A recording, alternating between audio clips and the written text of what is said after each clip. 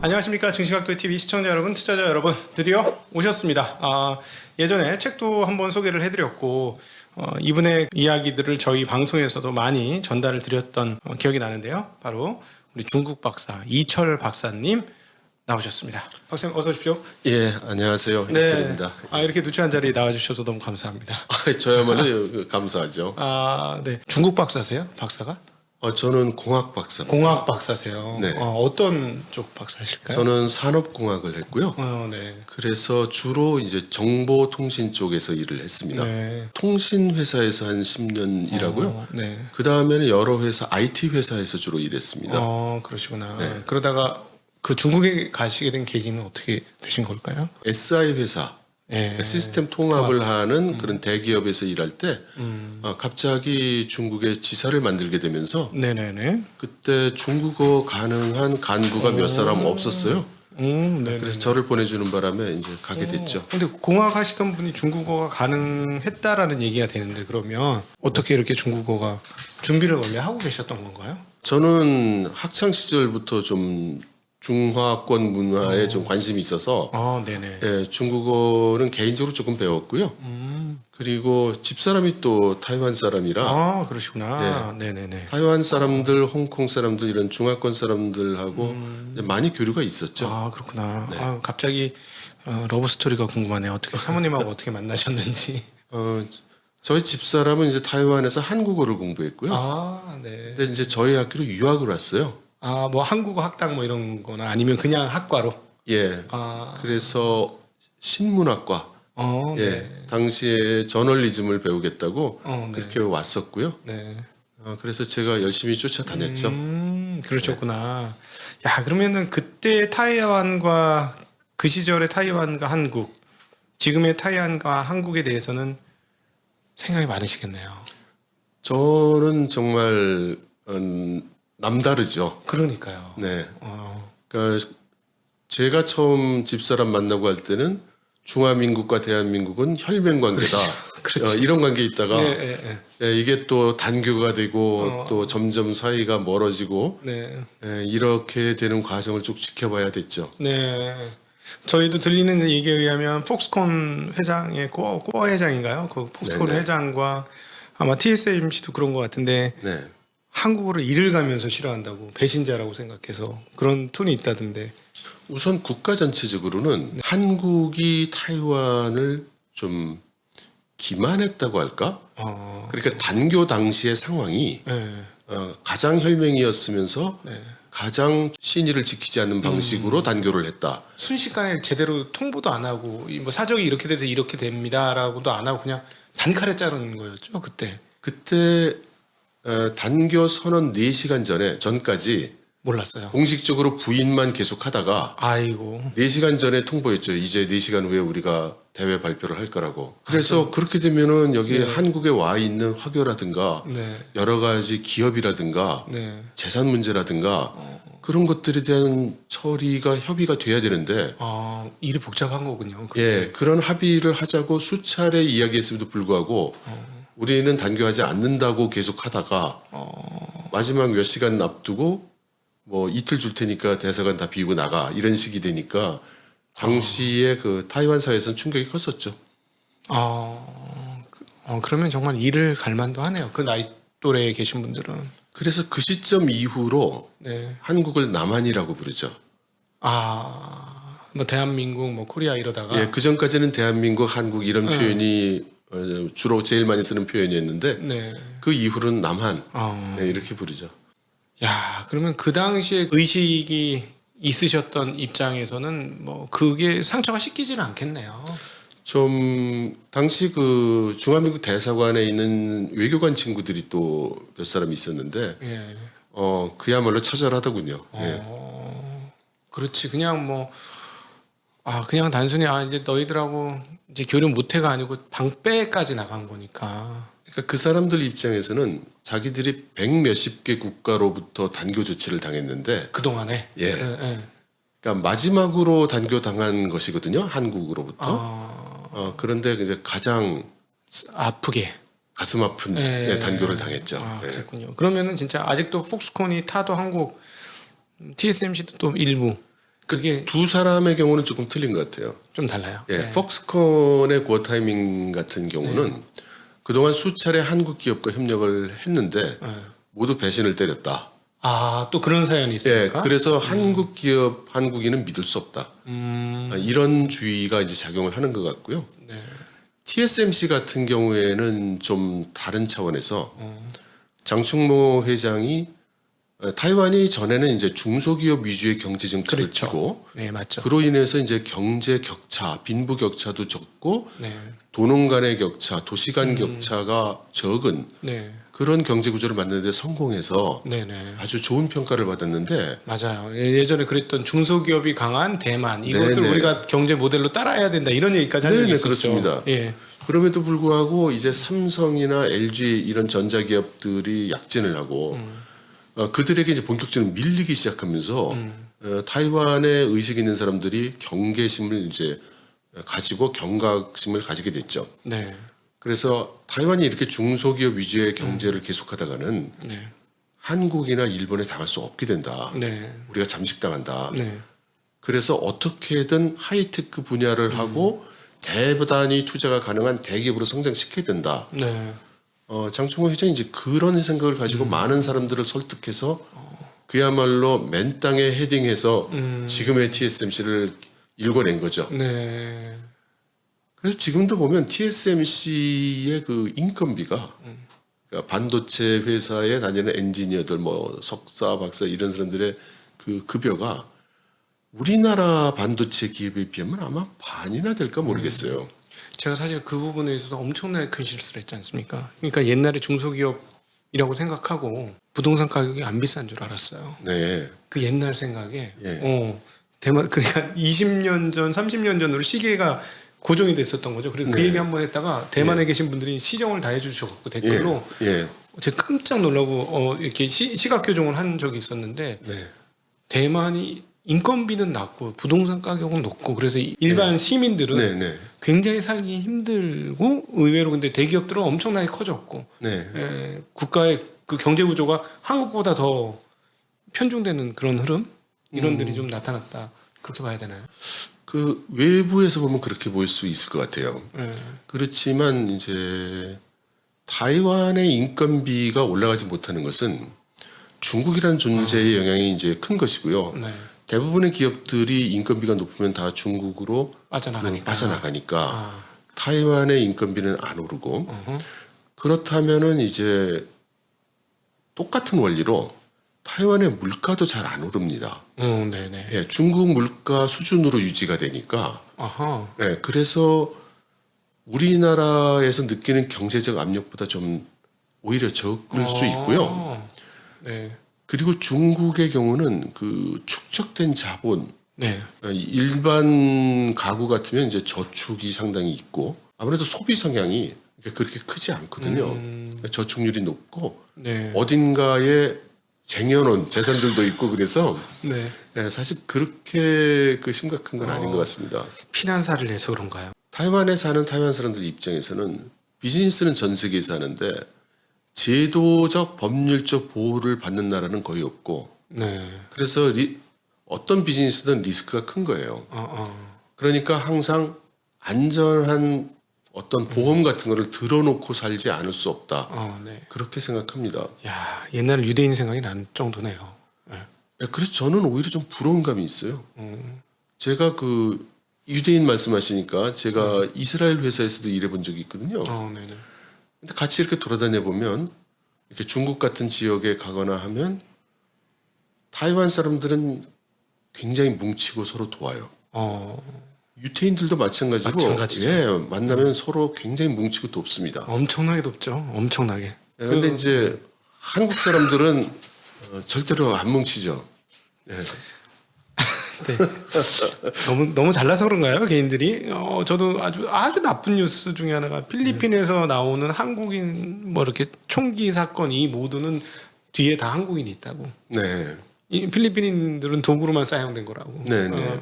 100% 그렇다고 교민들한테 들었던 내용이 네, 그렇거든요. 그러니까 이상하게 한국 분들은 외국 나가서도 서로 알력이 있고 뭉치지 못하고 서로 자기 잘났다고 생각하고 네. 어려움은 겪긴 겪었는데 모두 네. 똑같이. 우리는 근데 피난 생활을 안 해봐서 그런가 그런 생각도 들고. 제가 많이 받는 질문 중에 하나가 뭐 중국에는 관시가 중요하다. 네. 또는 이제 저보고 당신이 좀 관시가 있으면 이러이러한 일을 도와달라.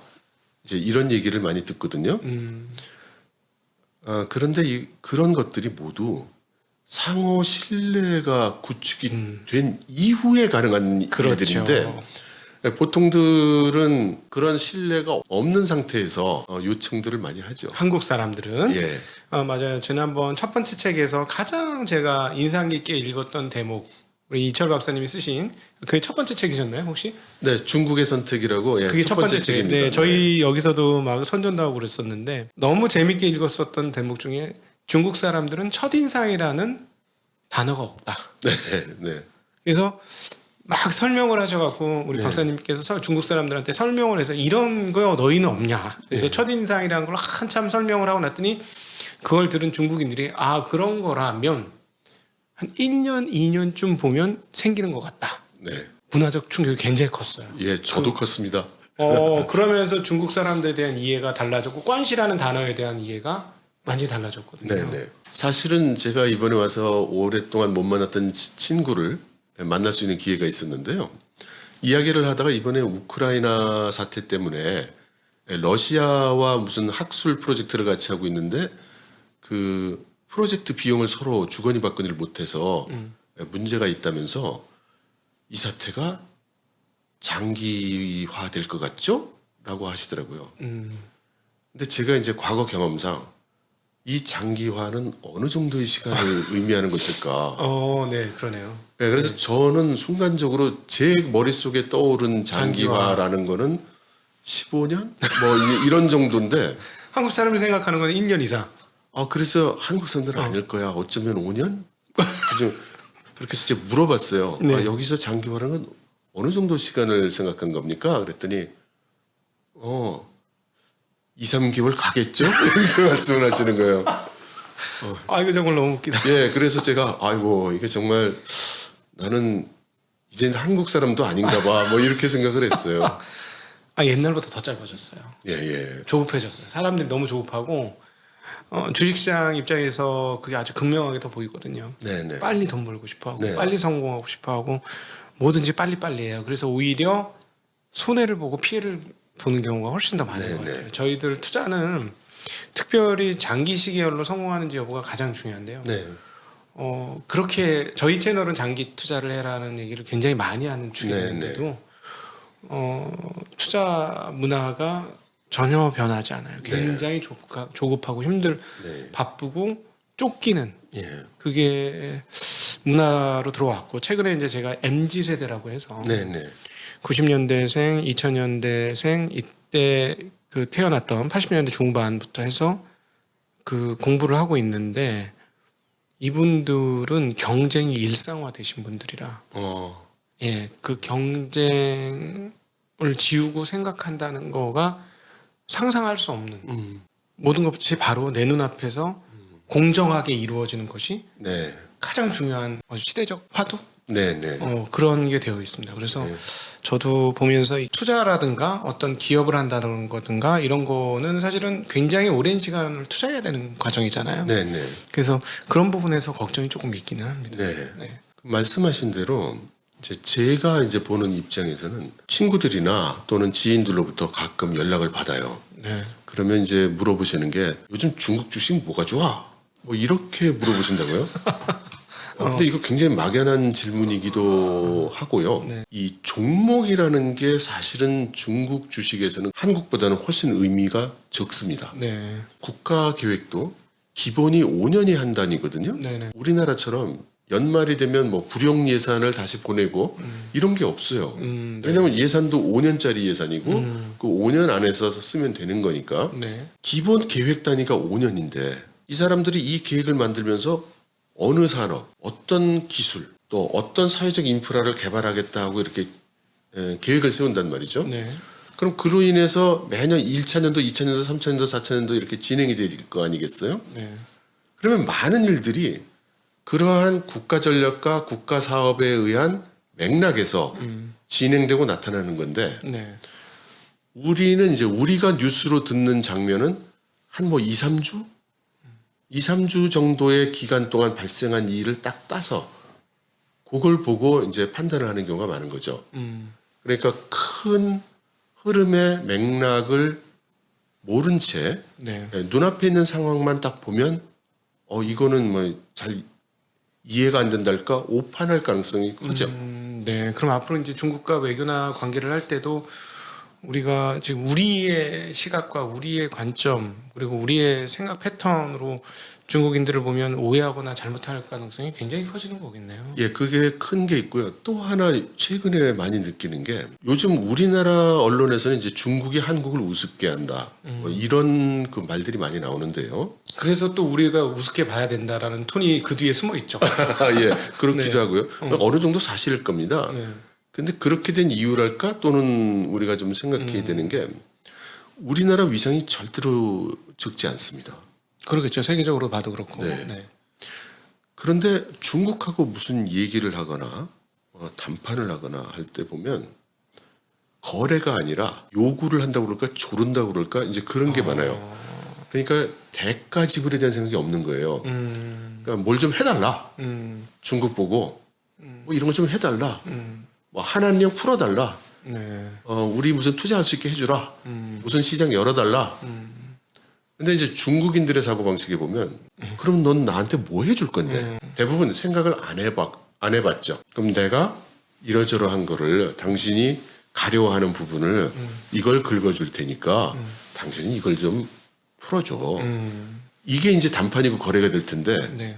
대부분의 기업도 그렇고 사람들도 그렇고 왜 중국 니들 왜 그래 그거 그러지 마. 네. 이렇게만 얘기를 하면 중국 입장에서 보면 나도 이유가 있어서 그러는 건데 네. 그 나의 이유는 전혀 뭐 그 상관도 안 하고 네. 하여튼 자기 원하는 것만 요구한다. 네. 이제 이런 생각을 가지게 되는 거죠. 그러니까 예를 들자면 예전에 저성장 수준에 있었을 때는 우리가 FDI 직접 투자를 한다거나 네. 우리 공장을 짓는다거나 우리가 뭐가를 한다던가 하면 그네들 입장에서는 받는 거가 됐으니 줄 수도 그렇죠. 있었던 거죠. 그렇죠. 예를 들면 뭐 우리나라 화장품 회사가 들어가면 예. 그 화장품 기술 배우니까 예. 우리 그거 사줘도 우리는 전혀 손해가 아니야라는 예. 중국인들이 입장이 있었는데 지금은 이제 우리도 그거 만들 수 있는데 예.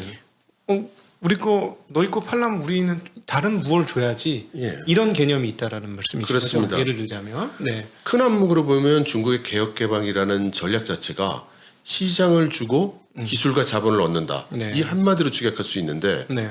이제 중국도 자본이 있다는 거죠. 기술도 어지간히 있다는 거죠. 네. 그럼 우리에게 없는 기술을 줄 거냐? 뭐 예를 들면 반도체 기술을 주세요. 네, 네. 지금도 얘기를 하죠. 그러겠죠. 근데 그건 우리도 줄 생각이 없고 네. 줄 수도 없다는 걸 네. 이제 중국도 알잖아요. 예. 그러면 뭐 받을 게 없는 거예요.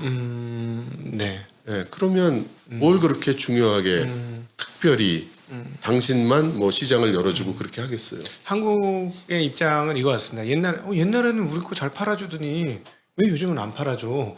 이런 거니까 그냥 옛날처럼 팔게 해줘라는 건데 사실은 그 사이에 중국의 위상이 얼마나 많이 올라갔는지에 대한 이해가 없이 옛날 생각에 사로잡혀 있다라고도 볼 수 있겠네요. 한국이. 그렇기도 하고요. 지금 예로 드신 화장품 같은 경우는 네.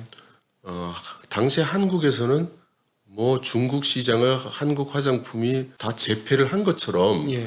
그렇게 미디어에 나오지만 그때 당시 제가 데이터 분석을 해봤어요. 한국이 중국의 화장품 시장에서 차지하는 비중? 점유율이 네. 5%도 안 돼요. 아 그때 그 좋았을 때도. 그 좋았을 때도 네네. 유럽 화장품들이 10%가 넘고 네. 그 다음이 일본 화장품이고 네네. 그 다음 한국 화장품인데 뭐 5%도 안 됐어요. 음. 그거를 우리 한국 화장품이 중국 시장을 휩쓸고 있다라고 얘기할 수 있는가? 네.